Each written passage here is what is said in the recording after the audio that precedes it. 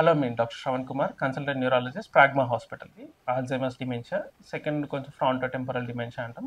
కొన్నిసార్లు blood vessels, vascular dementia. ఇవి most common causes. Usually Alzheimer's dementia patients 60 ఏళ్ళ సంవత్సరం వాళ్ళ మోర్ కామన్‌గా వస్తుంటది. వీళ్ళేందంటే మర్చిపోవడం, ప్లస్ దారులు తప్పిపోవడము, వ్యక్తులని గుర్తుపెట్టకపోవడము. ఇవి most common causes. Second frontotemporal. వీళ్ళకేందంటే ఫ్రాంటోటెంపోరల్ డిమెన్షియా పేషెంట్స్ ఎలా ఉంటారంటే అగ్రెసివ్‌గా ఉండడం. కొంచెం మాటలు కొంచెం తిక్కగా మాట్లాడడము, కొంచెం బూతులు యూజ్ చేయడము, ఇలాంటివి కామన్‌గా ఉంటాయి. ప్లస్ బిహేవియర్, వాళ్ళకి ఎట్లా బట్టలేసుకోవడం, ఎవరితో ఎలా ప్రవర్తించాలి, ఈ బిహేవియర్ అబ్‌నార్మాలిటీస్ అనేది మోస్ట్ కామన్‌గా ఉంటాయి. వాస్కులర్ డిమెన్షియా అంటే పేషెంట్స్‌కి స్ట్రోక్ వచ్చిన పేషెంట్స్‌లో కొంతమందిలో ఏందంటే వచ్చిన 1 ఇయర్‌లో గానీ, నెక్స్ట్ 1 ఆర్ 2 ఇయర్స్‌లో గానీ మతిమరుపు అనేది రావడం.